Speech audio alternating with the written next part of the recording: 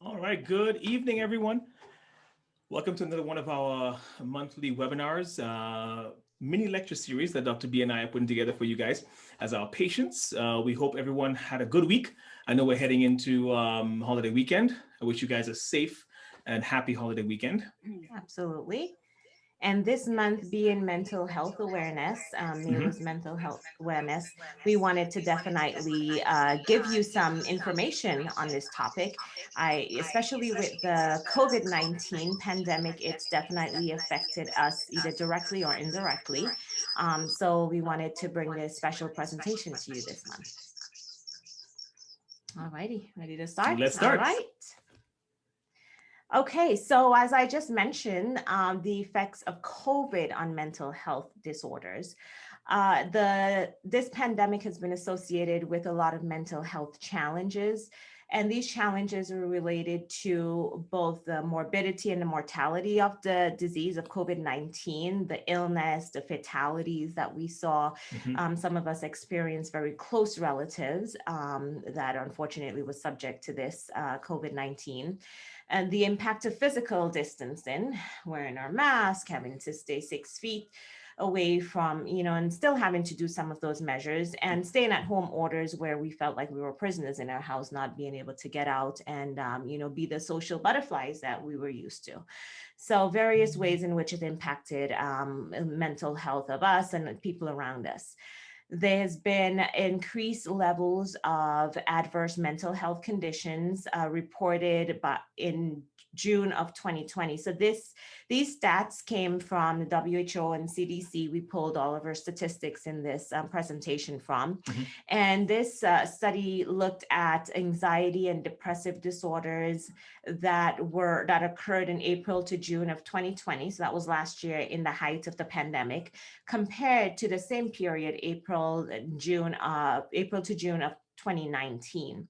And here we can see by the numbers that anxiety disorders increased threefold during that time.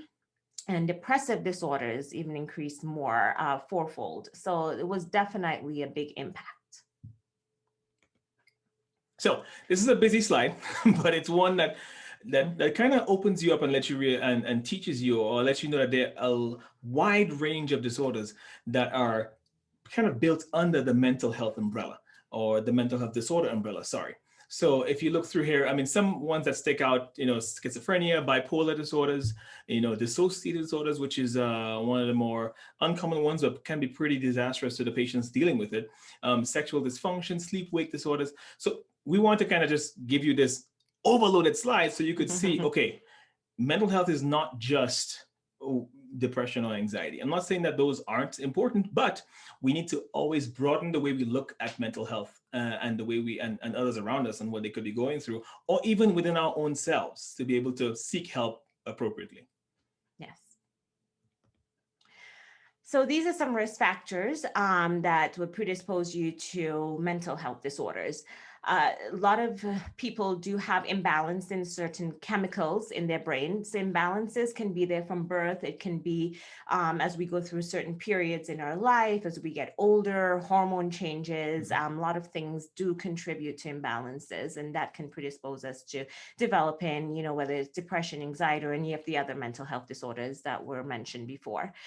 Genetics, definitely, there is a genetic predisposition. For example, here, if one identical twin has depression, there's actually a 70% chance of the other twin having the illness sometime during their life. So that's a pretty high risk there. Mhm. Personality. So this is on either side. So people with low self-esteem, who are easily overwhelmed by stress, or generally are pessimistic, um, more susceptible. And that also applies to the other end. Those are more type A personality, wanting to be in control all the time. That can definitely predispose you to, having some kind of mental health disorder.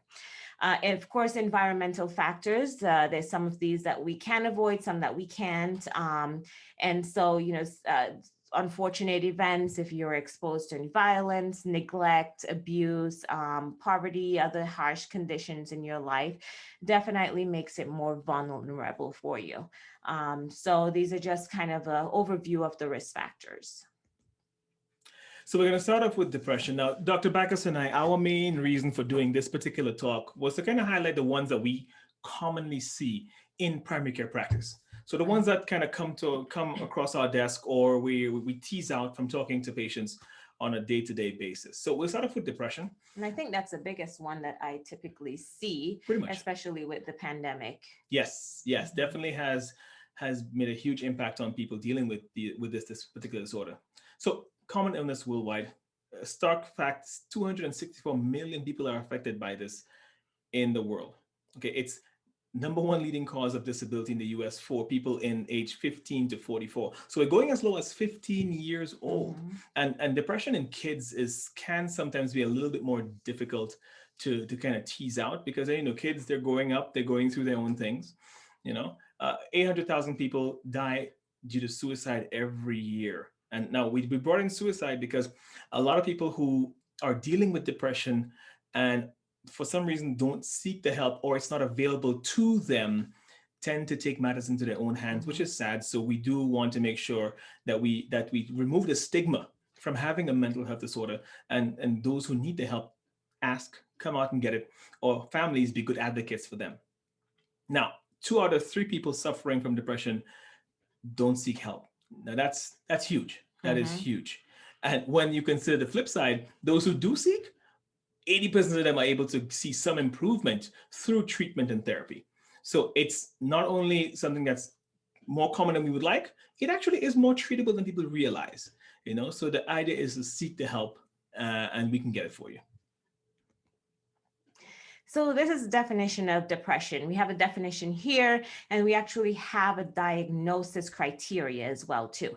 So depression is defined as a mental health disorder characterized by persistently depressed mood or loss of interest in activities. And these usually cause a significant impairment in their daily lives, whether it be at home or at work, around their families. You can definitely see a change.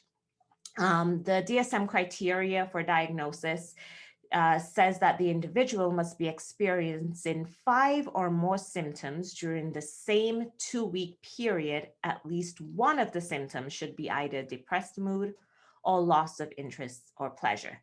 So, 5 or more of these following symptoms during the same 2 week period. And so, I'm just going to go through some of these symptoms. They're all listed here for you. So, of course, depressed mood, feeling low, low mood for most of the day on almost a daily basis. Hmm.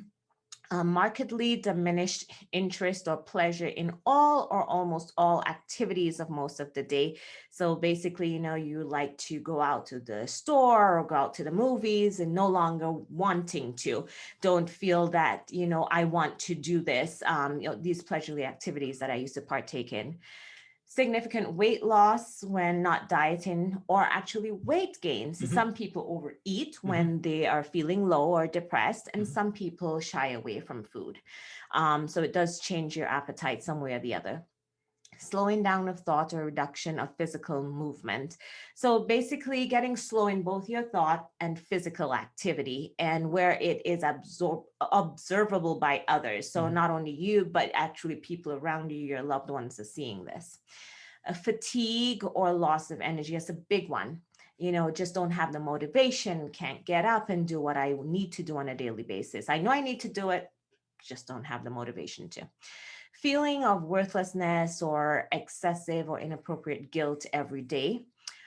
Diminished ability to think or concentrate.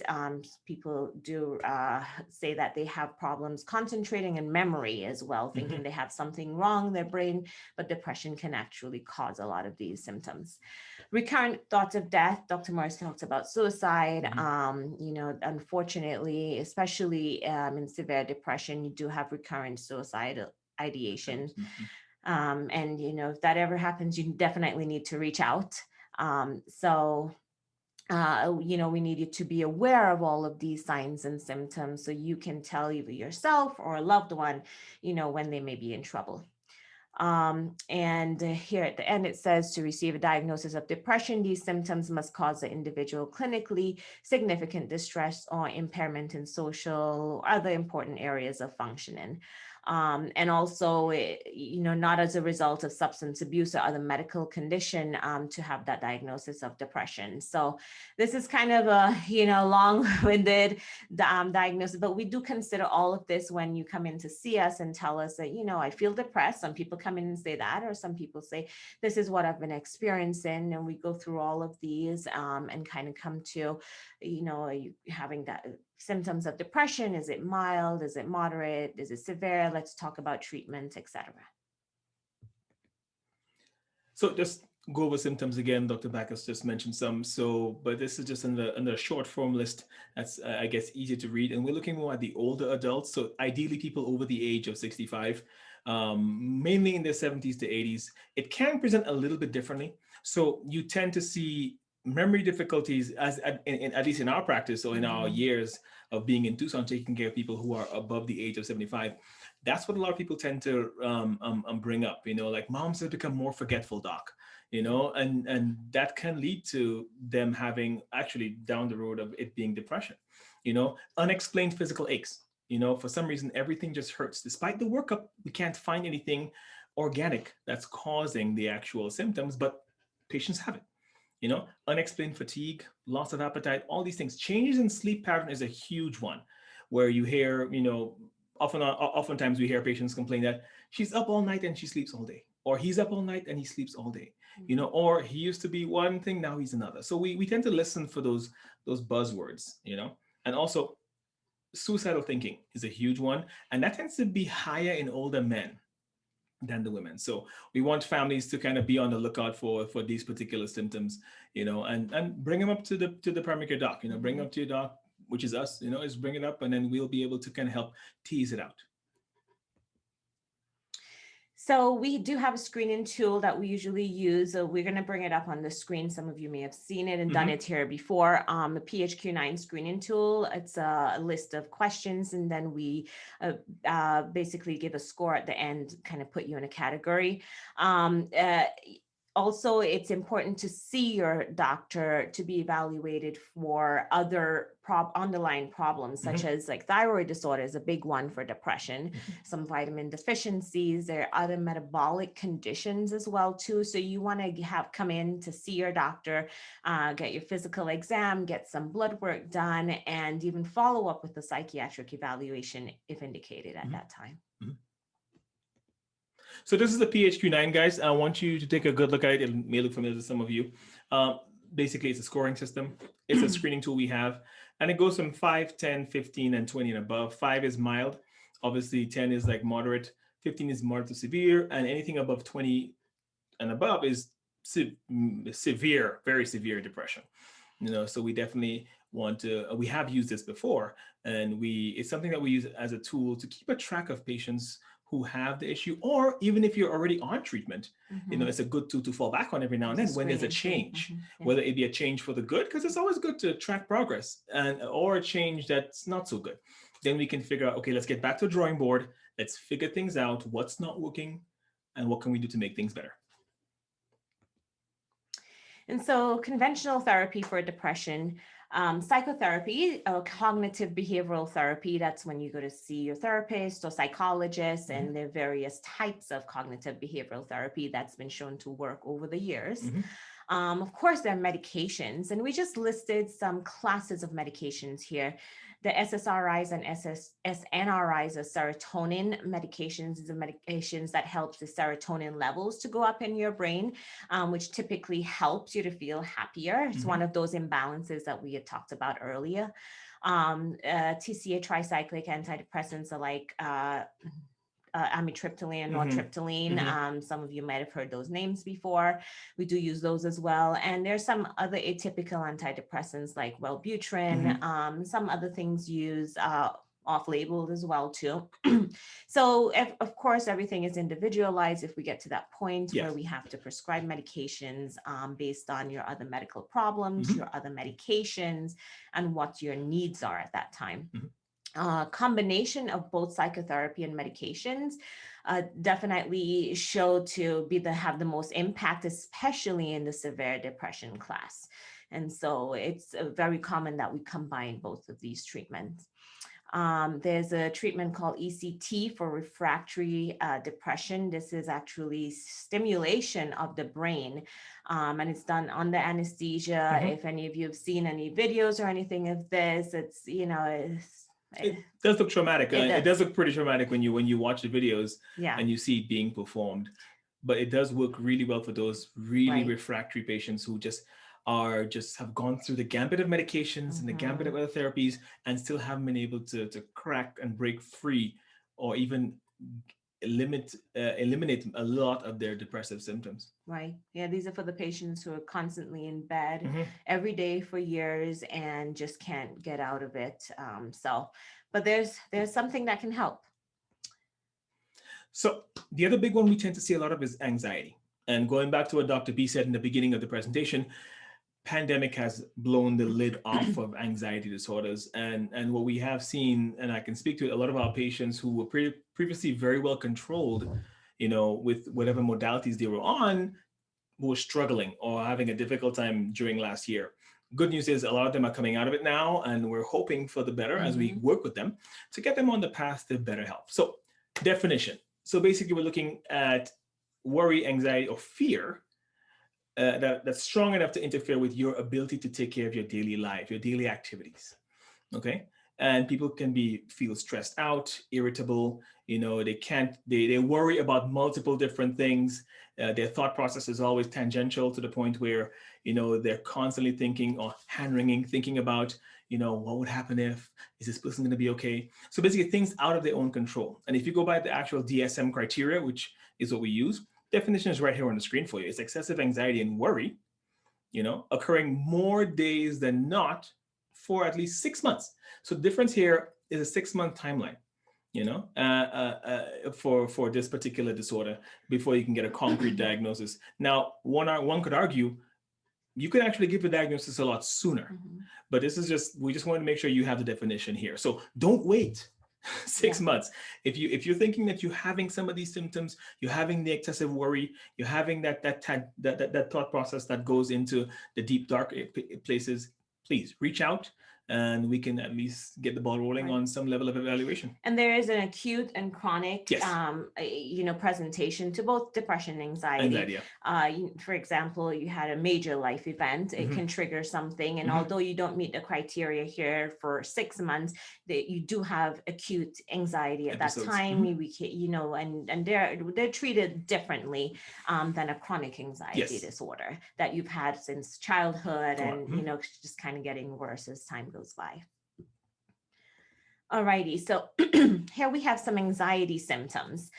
We can go over this list here, and this is based on general anxiety disorder, the different subcategories of anxiety too. We wanted to focus on generalized anxiety here. Mm-hmm. So persistently worrying, Mm-hmm. Anxiety, again, always thinking what's going to happen if we don't do this, if this doesn't happen, always on edge. Overthinking plans and solutions, thinking all different scenarios and overthinking the whole thing, not even enjoying, Mm-hmm. what you're doing, thinking about the worst case scenarios. Perceiving situations and events as threatening, even when they aren't. Mm-hmm. Difficulty handling uncertainty, that indecisiveness and fear of making the wrong decision.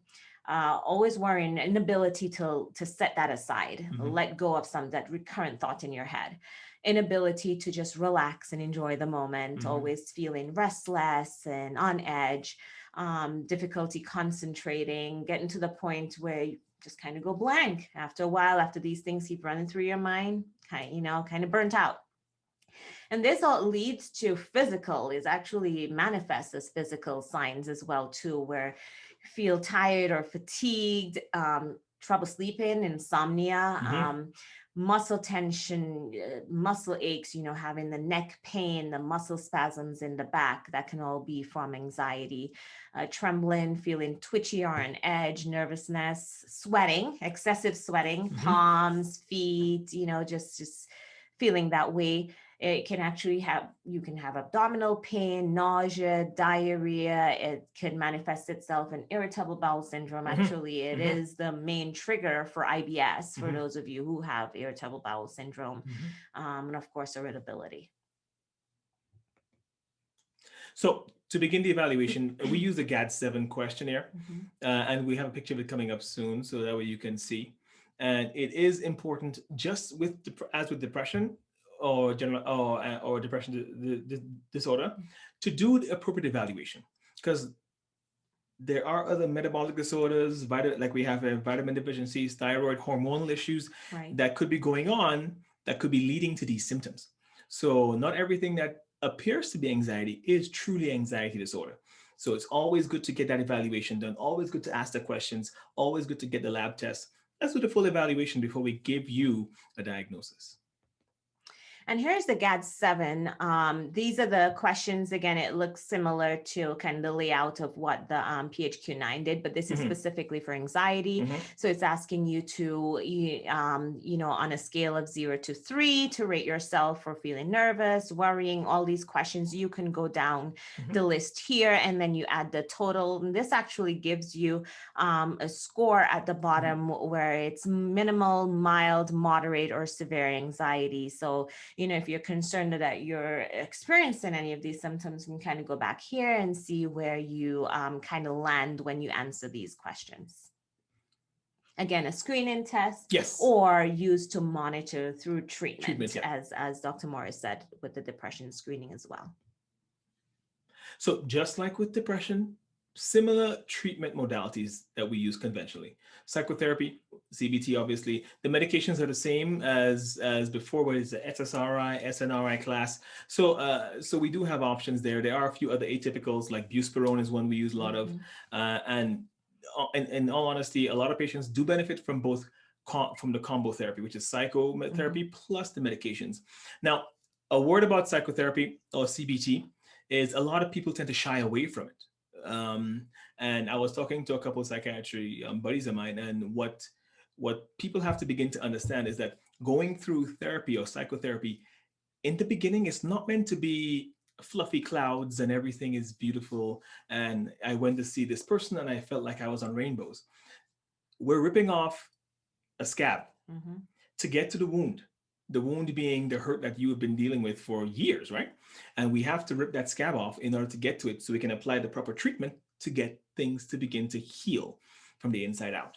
So I know, in the past, a lot of patients have shied away from getting psychotherapy. And I think that's mainly the fear of what's going to be unearthed. Mm-hmm. But, rest assured, that's probably the main way for us to get to the bottom of what's causing the anxiety or the depression that you're having. Yeah. So it's always a good idea to kind of go with an open mind, Mm-hmm. and if it's suggested, especially if it's something that has been going for a while and now it's affecting your way of life, always a good idea to kind of think about, maybe I should have a therapist marry to what my PCP is doing on the medication side, because the two work together, work much better.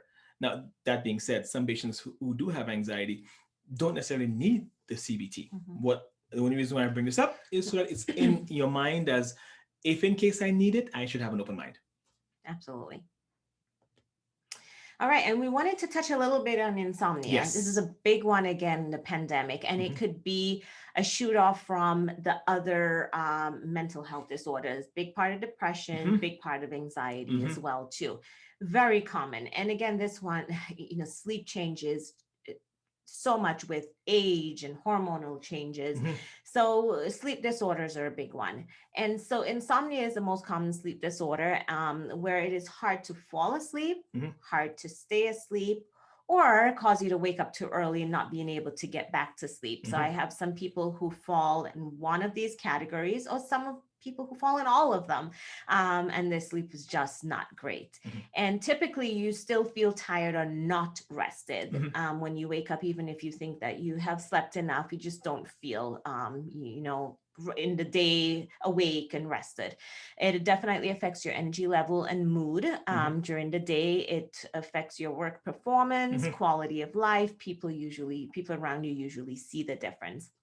So the DSM criteria For diagnosis of insomnia, this is what it defines it as: dissatisfaction with sleep quantity or quality associated with one or more of the following. So, as we mentioned above, difficulty initiating, so getting to sleep, Mm-hmm. difficulty staying asleep, meaning that you're waking up many times a night and having difficulty going back to sleep. Actually, the difficulty going back to sleep is actually a separate point there. Yeah. So there's three dips. So for the criteria, difficulty going to sleep, frequent awakenings, and then difficulty going back to sleep. Mm-hmm. So and it has to be consistent. We always have that one time that we can't, just that one night something happened, but this is a chronic, consistent pattern of this happening on a nightly basis. So how much sleep is enough? Now, I mean, this debate has been going on for a long time, and it may sound cliche, but it is actually proven that 7 to 8 hours is Mm-hmm. ideal for the majority of adults. Now, some may argue, but doc, I get by on 6, I get by on 5. Yeah, but we don't want to get by. You want to thrive. You want to Mm-hmm. be able to get good, restful sleep. Because, I mean, let's face it, when we were in pre-med and med school, yeah, we got by on 2, 3 hours because we Right. had to, but as you progress in life, you realize that that is not sustainable Mm-hmm. because your body needs that rest to be able to keep your hormones in balance, to keep your gut health good, and to also keep the other functions of your body on the straight and narrow. So you can have short-term episodes of insomnia, which is more acute, and you can have the long-term ones, is ones Dr. Bacchus spoke about. And there is a screening tool that we can use to be able to assess whether or not someone is having issues with insomnia. And this is the Insomnia Severity Index. Index. And again, just like the other screening tools that we've shown you, it has a series of questions, Mm-hmm. and then you rate yourself based on how often you're having those Symptoms. symptoms. And this actually goes a little bit more in depth about how satisfied you are with your sleep, how worried or distressed you are. And so you would fill out all of these different questions and scores, and then you add them up at the bottom. And then it tells you down there whether it's not significant enough to be called insomnia, or if it's a sub-threshold insomnia, if it's clinical insomnia, that's moderate severity, or if it's severe clinical insomnia. So, again, you can go back here if you think you're having some trouble with sleeping and fill this out and see kind of where you fit in. And Mm-hmm. then, let us know if you're concerned about any of your scores there. So treatment for insomnia. So everything goes back to cognitive behavioral therapy. And that's a good way to start. It's always good to kind of figure out what your triggers are, what your patterns are. Stimulus control is kind of when you have to practice good sleep hygiene. That's the way we think Mhm. of it. And what sleep hygiene means is setting yourself up for sleep success, meaning no stimulation before bed. Meaning, I know some people like to sit and watch TV before they fall asleep. That usually is not the best because your eyes are seeing the screen, and that actually sets you up for poor sleep down the line. Another thing people like to do is read before bed. Now, I argue with some people that if you're reading the dictionary, then yes, go ahead. But if you're reading something that you're actually engrossed in and you actually love and you're following the story, you're going to kind of get your mind going, your imagination going, and that can actually be counterproductive for your sleep. So that's one thing you definitely should look out for. Also, avoiding stimulated drinks like sodas or things that high sugar content before bed, or eating just before you go to bed. You want to make sure you wait I would say at least 2-3 hours before, and also no nightcaps. I mean, people have been saying, I have a glass of wine before I go to bed to unwind. The problem is with Mhm. alcohol, what happens is, yes, you do get that hypnotic effect, meaning it puts you to sleep, but it gives you a broken sleep cycle all night long. So even if you wake up the next morning after your nightcap or whatever it is you do with a glass of wine, you're not fully rested. Your body all through the night could not go into REM sleep, and that is because of the effect of the alcohol. So tend to have a lot of patients to just stop Mhm. that practice for sure, and a lot of them have noticed much better sleep. Relaxation techniques are also important, before you go to bed. And I know Dr. B is going to go through a couple towards the end of the presentation. Mhm. Also, sleep restriction, no daytime naps. Right. If you are someone who is, let's say, retired or you work from home, it's easy to kind of fall into a trap of, I'll just go and take a little siesta. Ideally, what I tell patients is, you know when your witching hour is, you know when the eyes begin to droop, whether it's at 2 in the afternoon or 11 in the morning, whatever time is, schedule projects around that time, things to get you up and active during that time where you are most likely to want to take a nap. And that kind of keeps your schedule on, because believe it or not, even a 30-minute to an hour nap in the day can bleed off and ruin your sleep at Mm-hmm. night. So just be very careful. And we tend to resort to medications as a last Right. resort. I mean, it's something that, especially the medications that, like the benzodiazepine class, whether it's the diazepams or the clonazepams, Mm-hmm. or even Ambien, which is Xanax. not really a Mm-hmm. benzo but works like a benzodiazepine. Even those, you want to be careful of usage, because truth be told, there was a study that was done, and I'm going to have to find out because I went to a conference and they mentioned it, that the use of Ambien only gave the people in the study an extra half hour of sleep at night. So, Mm-hmm. and that was telling. So it's Right. something that, we do recognize that there is need for it, but we always try to have patients limit their use of it, because Mm-hmm. the more you use it, the less it is to be effective in your system. Right. And the more dependent You you become on it, yeah, become on that medication, yeah. even if it's not really I did, addictive per yeah, se, even yeah. over the counter stuff can become dependent Chemical towards. dependence, yeah. Mm-hmm. Absolutely. Alrighty, so of course we're going to talk about nutraceuticals, right, and mental health. I mean, we're always giving you the options, the Hmm. alternative options, what you Yes. can do. That's one of the things that we pride ourselves on offering to our patients, Hmm. alternative therapy. I know a lot of you out there don't necessarily want to do the prescription medications. If it's absolutely necessary, we will let you know. But if it's something that we can use over the counter, herbal supplements, and just something that things that will help you to be healthier, Hmm. overall, and help with that specific issue, we will. So here are a few. We're going to go through a few of them here Hmm. tonight. So first one is St. John's wort. That has been around for years. Many of you may have heard about it before. It's a popular herb that's shown promise in reducing symptoms with depression. It is effective for mild to moderate depression. You can actually get this over the counter. All of Hmm. these that we're going to talk about, you can get over the counter. Hmm. There's 5-HTP. Your body, this is the substance that your body uses to produce serotonin. And we've spoken about serotonin medications before. A lot of antidepressants are based on increasing that serotonin activity in your brain. Hmm. The serotonin is a chemical messenger that sends a signal between your nerve cells, Hmm. and low levels have been associated with depression, anxiety, sleep disorders, even weight gain, and other health problems. So I listed here 5 potential health benefits of 5-HTP, based on science, based on research. It improves depression. It helps with cravings. It improves symptoms of fibromyalgia and other chronic pain. So that's a big one too. Reduces migraines, yay. And improves sleep by increasing melatonin. So many different levels in which 5-HTP can help Hmm. you. Even if you're going to be taking something like this, I know right now it probably sounds like a great medication, great supplement. Definitely let us know, because Hmm. there's some interactions. All supplements, all medications, all supplements have potential interactions with other Hmm. medications. So definitely check with us first, before going on a continuous treatment Treatment, with yeah. this. There's another one that's called SAMe, it's a short name. It plays important role in brain functioning, and it's used as an antidepressant either by itself or can actually help other antidepressants work a little bit better. And it's usually for mild to moderate depression, again, like the 5-HTP. Now we're going to talk about the phosphatidylserine. That one is actually a phospholipid that you already have in your neuronal tissue. Okay. And it works at the cell synaptic membrane, and it just helps to enhance transmission, especially with the serotonin in the Mm-hmm. system. So it's a good one to definitely have.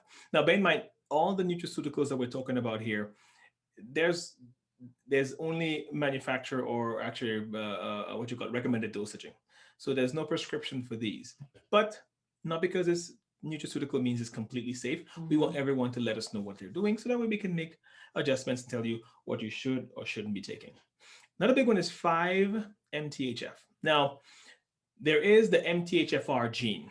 Now, that gene actually is shown that when there's a mutation in it and its activity is a lot less expressed, patients who have depression or who are susceptible to depression have a greater likelihood of having worsening disease. Mhm. So some of the gene testing that you can do for especially for medications, especially if you're someone who's been on one, two, three Mhm. different antidepressants and you haven't seen much bang for buck, or you just it's worth at least doing an evaluation of this particular gene, because you'd be surprised how many we have caught over the last 5 years. Right.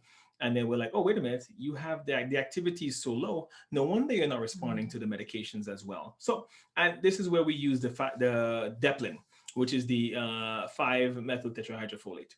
And it is over the counter, and it's a supplement you take. I think it's 15 milligrams, depending Mhm. on the The manufacturer. actual Deplin is a Prescription, prescription yes, sorry, yes, medication, but you can get the dosage, comparable dosage to it over the over counter the counter, as well yes. too. Mhm. So sometimes it's difficult getting the It medication. is. You have to order it from a specialty Yeah. pharmacy, and I have some patients on it. But if you would rather go an easier route and take something that's comparable over the counter, we're happy to recommend that as Yeah. well. And vitamin D also plays a huge role in, we're seeing more and more uses of vitamin D. It played a big role in the COVID-19 pandemic. Hmm. It's actually a hormone basically. Yeah. And it actually does a lot for, normal functioning of the body, the brain, muscle tissue, bone tissue. So vitamin D deficiency is something that we tend to screen for. And I know people tend to ask, but you're in Arizona. Why are you Hmm. screen? Because no one goes into the sun in Arizona. Everyone is stuck indoors in the AC, which is where we should be. But it's always good to at least keep an eye on your vitamin D level, Absolutely. and replace it when necessary. Hmm. Not everyone should be taking 10,000 units a day. It all depends on your other ailments or medical issues you have and what you're trying to accomplish too. And it's easy to check for Yeah, via blood it's a work. blood So test. just request it, Yeah, or when you come in for blood work, yeah. typically if it's something that we think that you're susceptible Well, too, to, yeah. we will test for it as Mhm. well too. All right. Omega-3 fatty acids. These have been around for a long, long time. A lot of people do take them as supplements, and Mhm. they're very rich in foods such as fish and flaxseed. If you don't like eating that sort of thing, then you can take it in a supplement form. Mhm. But omega-3 fatty acids have a range of benefits in the body, especially in brain health and inflammation. Mhm. So it's definitely, it's great to take for memory health as well too, and just for generalized brain and mental health function. And just a note about omega-3 is that our body doesn't produce this. So we have to get it from outside sources, Mhm. whether it be fish, or if you're a vegetarian or vegan, flaxseed. Mhm. Exactly. Okay. B vitamins. We all love the B vitamins, right? So there are actually 8 types of B vitamins, and they work together to manage very many different processes in the body, Mhm. especially stress levels. So B vitamins have been known to help with cognitive health, mental alertness, memory, and even with just generalized metabolism, help you feel better, energy level, etc. And you can get B vitamins, you can get all of it in a B complex, or you can get them individually, Mhm. B12, B6, B1, Mhm. if you wanted to go that route as well too. The nice thing about B vitamins that they're water soluble. So if you take Yes. in too much, You pee it basically out. you pee it out. All right, magnesium. This is another one that, and one of my favorite, because it has so many different functions in the body. Yes. From the level of the brain down to your GI Mhm. system, your muscles. They Mhm. all use and need Magnesium. magnesium, and Mhm. most people don't eat enough magnesium, so it's always good to take some supplemental form. Here it says it helps with sleep, anxiety, and overall calmness. There's a lot of like nighttime supplements for sleep that contain magnesium. Yes. There's a big brand that's called Calm. There's some Mhm. other brands, Mhm. you've seen them out there. And it just helps to create that calmness over you.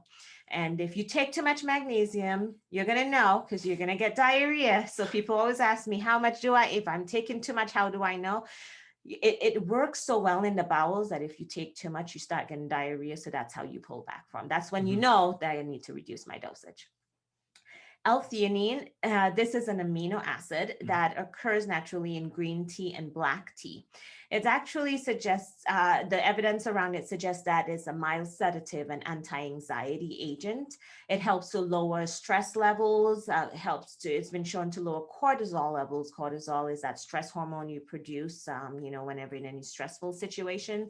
So it helps to lower that. And you can get it as a supplement. Green tea and black tea, yes, it's great. It has the L-theanine, but it also has caffeine. So if you don't want to get the caffeine from it, you can get the Theanine by L-theanine itself. just by itself, and it comes in various forms. I think there are also forms that has magnesium and L-theanine in it. Yes. There's Yeah. some formulations you can get There are a both. lot of combination formulations for help with anxiety Oh and yeah, sleep. So yeah. there's a few others we wanted to throw on here that most people know of: chamomile, lavender, and you can get these in tea form. Lemon balm is one. Valerian root's a big one. All these are other herbal supplements that can help with overall sleep and mood regulation. I mean, as with everything, always take it to your doc. Take it to us. We can have the open discussion. I mean, Dr. Bacchus and I, we do use in our own cells a lot of nutraceuticals, but we do recognize the need when it's time to actually use allopathic medication or Western medication to be able to get to the root of to be able The to get to issue. the issue. Yep. Alrighty, so we're going to talk a little bit about relaxation techniques. These are important to practice on a daily basis, not just for if you think you're having an issue, if you think you're experiencing any symptoms of depression, anxiety, or anything else related to that, but just for overall wellness. So we're going to talk about some techniques today. So meditation has been around for many, many years. I'm sure everyone has heard about it. There are many different techniques you can do with respect to meditation. If you Google it, you'll see so many different things come up. And it's been shown to improve state of mind, physical well-being, and just the overall quality of life and self-awareness. Relaxation techniques, meditation also helps to reduce pain, anxiety, depression, stress. In turn, strengthens the immune system, helps you to helps your concentration and creativity, helps to decrease pain and blood pressure, helps with overall productivity. So these are techniques that are related to meditation. So I know some of my patients have these apps on their phone. They'll actually tell you when you need to stop during your day, what you need to be doing, kind of coach you. They're like a coach for meditation. Sure. So I listed a few here. There's Calm, there's Headspace, Insight Timer, Unplugged. These are just a few that I've seen and actually gotten feedback from patients after using them. There's some devices out there as well. I looked at some, like there's one called Muse. There's a various list of sleep headphone devices that will kind of just talk you through at night and what you need to do to get into that kind of meditation space and, just to relax. There's one called Breathonics that was quite interesting. We actually tried that one too. It's a combination of meditation and mindfulness. And breathing techniques. Yes, we're going to talk a little bit about mindfulness and breathing techniques as well too. So it kind of coached you along what you need to do. And you don't have to just use these at night. Use them during the day, especially if you are experiencing stressful events and you just need to unwind. You feel like you're going down that road where you're going to get anxious, feel like a panic is coming on. Using one of these techniques. And we'll actually be sending you a guide. So when we're recording this. When we do send out this recording, we'll also attach a few guides in the email. So you'll have some attachments in the email. One of them is just a simple starting guide to meditation. Because I know some of you have heard, everyone has heard about meditation, but a lot of us haven't actually done it. And so just some simple techniques that you can practice throughout the day, just to kind of see how, is this for me? What does it feel like? So we'll send you out that in email. And well. I know people, when they hear meditation today, they think it's the legs crossed and the that is a form of it, but a lot of people are kind of shy about it because they don't know, how do I do it? And they're pretty simple ways to kind of just be able to get into that space mentally where you can de-stress and reset. Absolutely. All right, so we're going to talk about some mindfulness techniques. So mindfulness, what do we mean by being mindful? So this is where you focus on being aware of what you're sensing and what you're feeling in the moment, Mm-hmm. being aware of what's around you and what you're doing, basically just focusing. So taking your focus off of the other things they don't matter at that time. Mm-hmm. And there are quite a few techniques related to mindfulness. We'll go through a few of them today, and I'll send you handouts as well too. Mm-hmm. It has been shown that mindfulness helps to improve emotional and physical health, Mm-hmm. reduce stress, improve sleep, increases your energy during the day. That's a Mm-hmm. big one. We're going to talk about mindfulness movement and mindfulness breathing. So mindfulness movement, and I have a list of them here. It helps with anxiety, depression, chronic pain, Mm-hmm. actually helps with cardiometabolic conditions Mm-hmm. as well, asthma, some autoimmune conditions. So it's actually shown to be really beneficial Mm-hmm. for a lot of different things. Mm-hmm. And I'll have Dr. Morris go through some of Yeah, these with so we you. have yoga. Most people know what that is, and the good thing is there are tons of all of these available online. If you go to YouTube and just punch it in, Mm-hmm. you'll see there's Tai Chi, Qigong. Qigong is more of a technique of tapping on the body, and the idea is to release the tension in the meridians. A Mm-hmm. lot of I'll say Eastern practitioners do a lot of stuff, and the standing and walking exercises, which we will send you in the email. Yes. So those are like just starting exercises that you can, again, just try at home to Yeah. see if that's something that if that felt good, then maybe I, would want to look into one of these classes Mm-hmm. or, try something else different related to it. All right. And then we're going to talk about mindful breathing, and we're going to do an exercise at the end of this to finish it up. Yep. All righty. So mindful breathing, it helps to decrease stress. It activates the relaxation centers in the brain.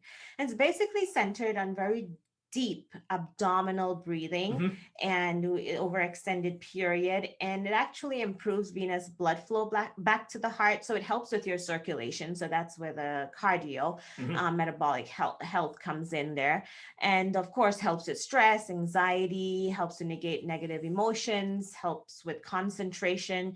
And I'll also send you an exercise in the email as well to do. This exercise that we'll do right now, it's referred to as a few things. Some Mm-hmm. people call it box breathing, Mm-hmm. and it's also referred to, I think it's 4-7-8 Breathing. Yeah. breathing, because Mm-hmm. we have 4 seconds up to 8 seconds in some instance. So it's what it says here: breathe in for 4 seconds, hold for 4 seconds, breathe out for 8 seconds. We're gonna do one of the cycles. I'll have Dr. Morris do So I will be the guinea pig. it. Alrighty. So usually when you're doing this, you go to a quiet place and you just kind of try to just ignore what's going on around you. So it's better to be in a quiet place. You can fold your legs, you can, Mm-hmm. Mm-hmm. just whatever you need to do to feel more relaxed. Okay, the kids out the house. No kids in the house. That's what we do. Exactly, our husbands. So, so what you do is you take a deep breath in, 4 seconds. So you count that 4 seconds, and you hold that for 4 seconds. 3, 4. Then you start to breathe out slowly, and you're going to count for a total of 8 seconds while you breathe out. And so this is a very deep, you're supposed to feel this in your abdominal wall, deep breathing exercise. And then you repeat this for at least 5 cycles. And it really does help to just kind of calm things down, especially Mm-hmm. at the end of a busy day. Mm-hmm. And there's a lot of studies on the cardio Yes. effects of this. I think it's called pulse variability, Heart heart rate. variability. Heart Yeah, rate variability. Mm-hmm. and that's a big one, Mm-hmm. where it shows that this exercise actually helps with your heart rate Mm-hmm. variability and helps with different cardio related conditions. So not just the mental health, but it also for your physical health. Mm-hmm. So as I said, we'll be sending these handouts so that you can practice at home and see how it makes you feel. Mhm. I definitely recommend this breathing one though, because it has so many other added benefits to it. Mhm. It's something that I even do during the day, just Mhm. kind of stop, especially if, you have an overwhelming day, you start having a little bit of palpitations, Mhm. you feel like, things are just going a little too fast. Just kind of slow down and do this. And this is a great exercise. Alrighty, I think that's all that we have for you.